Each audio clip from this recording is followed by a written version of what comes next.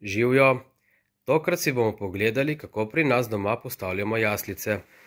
Najprej v hiši, mi to pri nas delamo že več let, imamo en izbran kotiček. Izpraznimo ta kotiček, tukaj je namreč prej bil računalnik.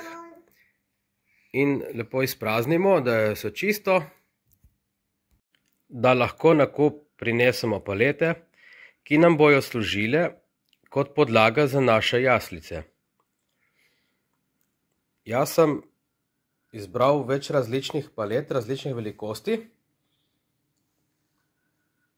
da vse zgleda malo bolj razgibano, da bomo lahko ustvarili tudi kakšen hrib, kakšno vodo, ki bo padala v slapu. Tako. Za podlago ne smemo pozabiti dati enega kosa najlona, da nam ne umaže preproge. Pa bo tudi služilo, če nam bo slučajno kaj vode spuščalo, da bo ostala voda na tem najlonu.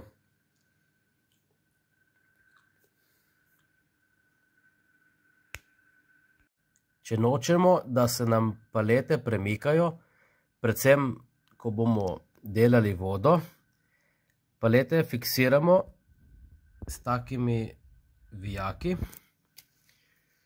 To naredimo lahko na več mestih. Če imamo kakšno tako razdaljo, da nam paleta niha, visi v zraku, kar podložimo z enim drugim kosom lesa, da nam stoji fiksno. Še tukaj smo dali en vijak in tudi v zgornjo paleto smo dali še dva vijaka, tako da nam bo stalo vse skupaj pri miru. Da bi speljali vodo, potrebujemo tako plastično posodo, v kateri se bo zbirala voda. Jaz sem kar iz palete izrezal en tak kvadrat, da lahko položim posodo noter, da je čim niže. Nato bomo rabili črpalko, to je taka potopna črpalka, ki jo damo sem noter. Rabili bomo tudi cev,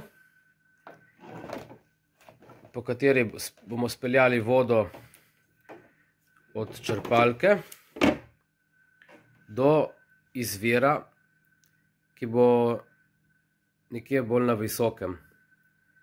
Vodo bomo pa speljali po taki podlagi.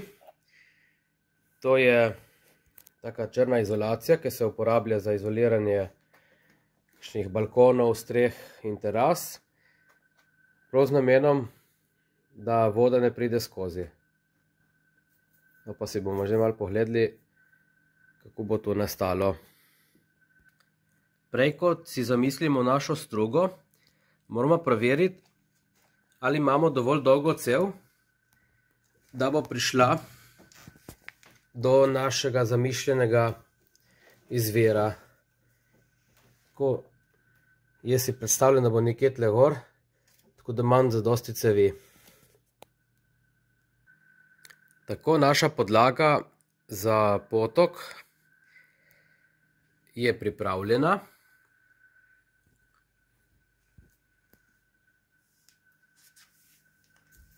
Tako bo padala voda v več stopnjah.